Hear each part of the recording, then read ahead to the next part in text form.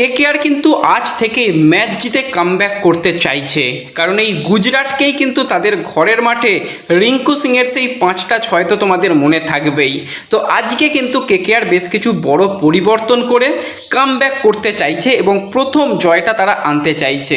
তো গুজরাটের বিরুদ্ধে কীরকম পরিকল্পনা করছে, কি বেস্ট 11 প্লেয়িং 11 খেলাতে চলেছে গুজরাটের বিরুদ্ধে কেকেআর, কি গেম চেঞ্জার প্লেয়ার কেকেআরে আসতে চলেছে, সমস্তটা নিয়েই আলোচনা রয়েছে এই ভিডিওতে। ইন্টারেস্টিং ভিডিও হবে, শুরু থেকে শেষ পর্যন্ত দেখো। ভিডিও ভালো লাগলে লাইক শেয়ার করে দিও, আর যারা চ্যানেলে প্রথমবারের জন্য এসেছো মনে করে চ্যানেলটাকে সাবস্ক্রাইব করে নিও, তাহলে প্রিয় দলের খেলার সমস্ত আপডেট তোমরা এখানে পেয়ে যাবে। তো চলো আর দেরি না করে ভিডিও শুরু করা যাক।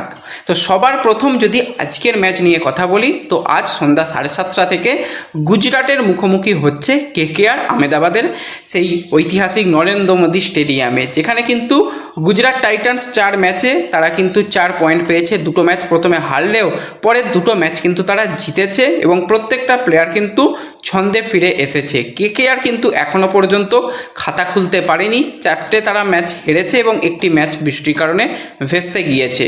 তো সেক্ষেত্রে কেকেআরের কিন্তু দেওয়ালে পিঠ ঠেকে গেছে। এই অবস্থায় কেকেআরকে কিন্তু কামব্যাক করতে হবে।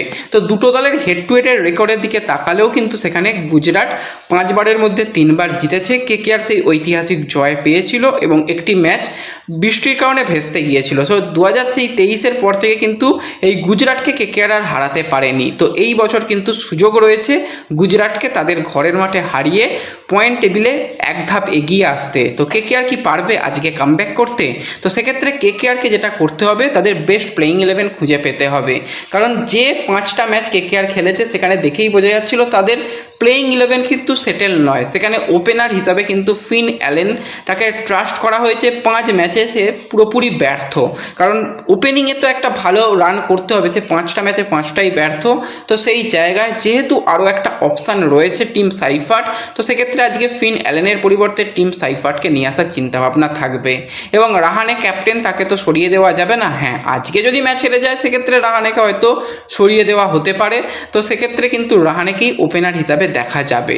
এবার নাম্বার 3 পজিশনে কে খেলবে? তাহলে কি সুনীল নারিনকে আজকে উপরের দিকে নিয়ে আসা হবে? দেখো, অবশ্যই সুনীল নারিনকে উপরের দিকে নিয়ে এলে খারাপ হবে না। একদিকে টিম সাইফার্ট যেও বিগ হিটার, অপরদিকে সুনীল নারিনও বিগ হিটার। তো সেক্ষেত্রে ওদের যদি ওপেন করিয়ে দেওয়া হয় নাম্বার 3-এ, কিন্তু সেক্ষেত্রে রাহানেকে নিয়ে আসা হবে। এবার ক্যামেরন গ্রিন নাকি আঙ্ক্রিস রঘুবংশী, কাকে নাম্বার 4-এ খেলানো হবে?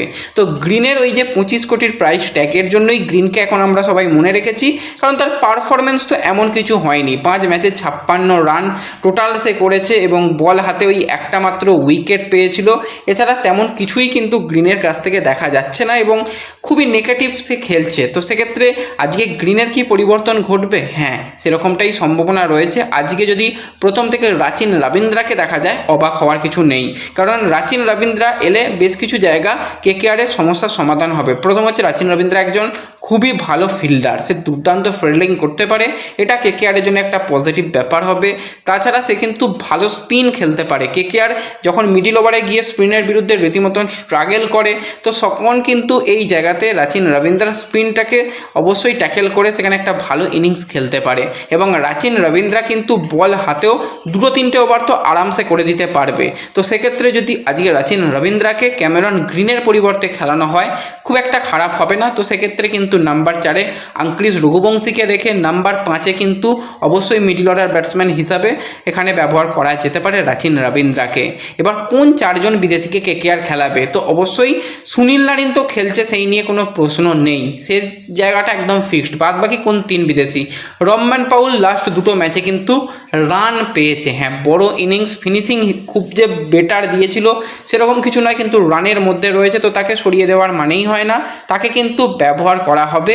এছাড়া রমনদীপ, হ্যাঁ লাস্ট ম্যাচে রান করেছিল, সে রানই করতে চাইছিল, দলকে জেতাতে নয়, কারণ সে চান্স নেয়নি, সে ওই টুকটুক করে রান যতটুকু করা যায় ততটুকুই করতে চাইছিল। তো সেই জায়গাতে তেজস সিং ধাইয়া তাকে যদি যদি ফিনিশার হিসাবে না খেলিয়েও যদি তাকে ওই নাম্বার 6 পজিশনে খেলানো হয়, সে কিন্তু এখানে যথেষ্ট ভালো খেলতে পারে, স্পিনটা ভালো খেলে, বিগ হিটার, এবং সে কিন্তু শেষের দিকে গিয়ে ম্যাচ ফিনিশ করারও ক্ষমতা রাখে, যেরকমটা এলএসজিতে আমরা মুকুল চৌধুরীকে দেখছি। তো সেক্ষেত্রে কিন্তু তেজেশ সিং ধাইয়াকে রমনদীপের পরিবর্তে ট্রাস্ট করতে পারে, তাকে কিন্তু চান্স দিতে পারে, কারণ বাকি প্লেয়ারদের তো দেখা হয়ে গেছে, কেউই কমমেন্ট নয়। তো সেক্ষেত্রে তাকে যদি ট্রাস্ট করা হয় খুব একটা খারাপ হবে না। তো সেক্ষেত্রে কিন্তু রহমান পাউলকে ফিনিশার হিসাবে দেখা যাবে। এছাড়া অনুকূল রয়, যেও কিন্তু ডোমেস্টিকে ভালো ব্যাটিং করেছিল, এবার কতটা ট্রাস্ট করবে সেই ফিনিশিং হিসাবে, তো অনুকূলকে অবশ্যই বোলার হিসাবে তো ব্যবহার করতে চাইবে, কারণ আমরা দেখতে পাচ্ছি বরুণ চক্রবর্তী অফ ফর্ম, সেখানে কিন্তু বাঁচাতে পারে কেকেআরকে অনুকূল রয়, অনুকূল কিন্তু থাকবে। এবার বোলিং বিভাগে কি হবে, কারণ আমরা দেখতে পাচ্ছি কেকেআরের বোলিং কিন্তু এবছরে খুবই খারাপ বোলিং হচ্ছে, সেখানে কিন্তু বৈভব আরোরা একদমই ছন্দে নেই। আরোরা তো প্রত্যেক ম্যাচে 50 খাচ্ছে, বাদবাকি প্লেয়ারদেরও সুযোগ দেওয়া দরকার। তো সেই জায়গাতে কিন্তু সৌরভ দুবেকে একটা ব্যবহার করতে পারে, সৌরভ দুবের স্লোয়ার যেরকম রয়েছে সেরকম গতি রয়েছে, বা উমরান মালিককে কিন্তু খুবই ভালো নেটে এসে বোলিং করছে, সে প্র্যাকটিসে ভালো করছে, উমরান মালিককেও যদি আজকে একটা চান্স দেয় খুব একটা খারাপ হবে না। তো সেক্ষেত্রে এই জায়গাতে কিন্তু এই প্লেয়ারকে কেকেআর অবশ্যই ব্যবহার করতে পারে। তো এছাড়া খুবই ভালো কেকেআরের জন্য বোলিং করছে কার্তিক ত্যাগী, তার দিকে বিশেষ নজর থাকবে। তো ওভারঅল কিন্তু আজকে একটা হাড্ডাহাড্ডি ম্যাচ হবে। এবং গুজরাটের দিকে যদি তাকাই, গুজরাটের যে প্লেইং 11 লাস্ট দুটো ম্যাচে জয় পেয়েছে, সেখানে চেঞ্জ হওয়ার তো কোনো জায়গাই নেই, সেই সেম প্লেইং 11 নিয়ে খেলাতে চাইবে কিন্তু শুভমান গিল।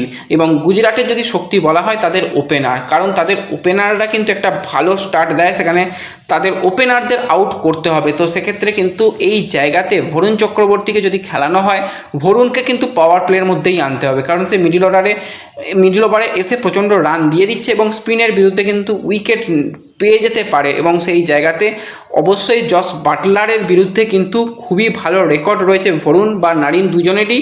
তো অবশ্যই সেক্ষেত্রে কিন্তু ওই স্পিন দিয়ে এক্ষেত্রে কিন্তু বাটলারকে আটকাতে হবে। যদি বাটলার বা যদি শুভমান গিল দাঁড়িয়ে যায় তো চাপ হবে।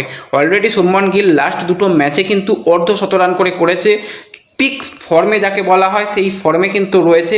এছাড়া তাদের যদি আমরা কথা বলি, সেখানে কিন্তু অনেক অপশান কিন্তু রয়েছে। রাহুল তিওয়াটিয়া, যে কিন্তু এসে ম্যাচ ফিনিশ করতে পারে, শাহরুখ খান, গেন ফিলিপসও কিন্তু ভালো ব্যাটিং করতে পারে, এবং শেষের দিকে রাশিদ খানের সেই দুমদাম ব্যাট চালানো সেটা তো আমরা জানি, এবং ওয়াশিংটন সুন্দর একটা ধরে খেলার চেষ্টা করছে। ওভারঅল দুর্দান্ত দল রয়েছে। তো এক্ষেত্রে কিন্তু স্পিন যাদের ভালো হবে সেক্ষেত্রে কিন্তু তারা ম্যাচ থেকে একটা এক্সট্রা বেনিফিট পাবে। তো এক্ষেত্রে সুনীল নারিনকে ভালো বল করতে হবে, ডেফিনেটলি সে ভালো বল করে, কিন্তু উইকেট নিতে হবে। শুধু যে কম ইকোনমিতে যে বোলিং করে বেরিয়ে যাবো সেরকম নয়, সেখানে একটা দুটো উইকেট যদি তুলে নিতে পারে খুবই ভালো হবে। এবং প্রসিদ্ধ কৃষ্ণা লাস্ট ম্যাচে ম্যান অফ দ্য ম্যাচ হয়েছে, তার বিরুদ্ধেও কেকেআরকে দেখে খেলতে হবে। এবং প্রত্যেকটা তাদের যে ফাস্ট বোলার রয়েছে তারা কিন্তু এই গুজরাটের মাঠে ভালো বোলিং করে, এবং কেকেআরের ফাস্ট বোলারদেরও কার্তিক ত্যাগী তো ভালো বোলিং করছে, তার সাথে উমরান মালিক বা যদি সেখানে সৌরভ দুবেকে যোগ করে দেওয়া হয় তারাও কিন্তু উইকেট নিতে পারবে। তো ওভারঅল হাড্ডাহাড্ডি ম্যাচ হবে সেটুকু বলাই যায়, এবং বেশ কিছু চেঞ্জ আমরা দেখতে পাবো। এবং দেখা যাক শেষ পর্যন্ত কয়েকটা পরিবর্তন করে কেকেআরের ভাগ্য পরিবর্তন হয় কিনা, কেকেআর ম্যাচ জেতে কিনা। তো অবশ্যই সবাই কমেন্টে জানিও যে আজকের ম্যাচে কোন দল জিতবে। তো এই ভিডিওতে এটুকুই আলোচনা করার ছিল। ভিডিও ভালো লাগলে লাইক শেয়ার করে দিও, চ্যানেলে প্রথমবারের জন্য এলে সাবস্ক্রাইব করে নিও। দেখা হবে পরবর্তী ভিডিওতে। ধন্যবাদ।